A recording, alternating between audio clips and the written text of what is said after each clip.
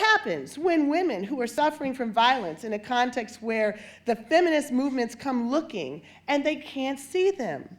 What happens when feminist surveillance can't see their flares because they're buried under the debris of race, of class, of nation, of all other kinds of isms? Let's talk about what the standard lens misses. Let's talk about, say, women who are incarcerated. What leads women to prison? Not violent crime, usually crimes of either drug addiction, which is a direct result for many women of abuse, or abuse itself, which leads many women into criminal enterprises with men who are engaged in drug trafficking. So everything about the risk leading women to prison is thoroughly gendered. What happens when they get into prison? Is that gendered? Absolutely. Women who are incarcerated are more likely to lose all family contact than men. What about their children? Women stand the risk of losing their children if they are in foster care more than 20 months. Well, the average sentence is 60 months. So what are we saying about those children? What we're looking at is a crisis of women and children and communities. Consequences after release. Our Congress, in its glorious wisdom, decided that there was one crime for which you could never receive public benefits again. Is it murder? Is it rape? Is it treason? It's being convicted of a drug crime. It's the one crime. So those women who are the most vulnerable, the women who are least likely to even get a job before they went to prison won't get one afterwards.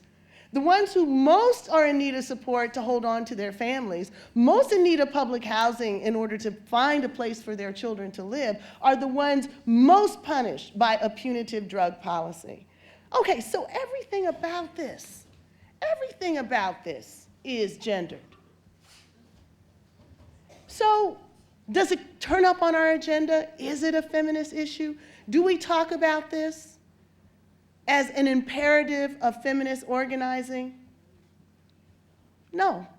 And why is it? It doesn't fit the prototype. We don't think about a woman in prison as a subject of feminism. We don't think about their issues because they're different from the prototype.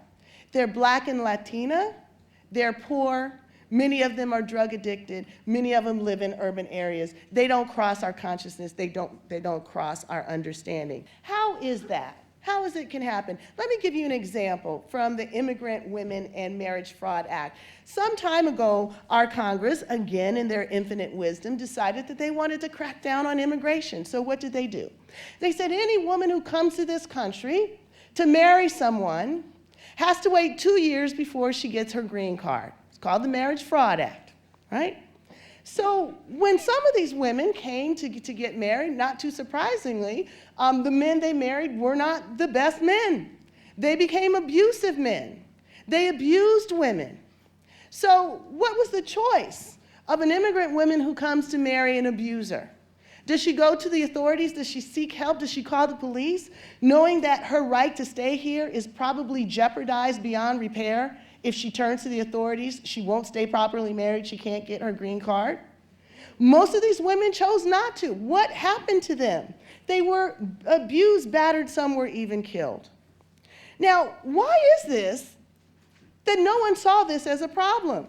These women fell under the wheels of xenophobia and misogyny, and where they landed was a place that neither the anti-violence movement nor the immigration movements dared to tread. Now, if women and feminism is really an idea about a politic of liberation, this really matters to us. We can't afford this any longer.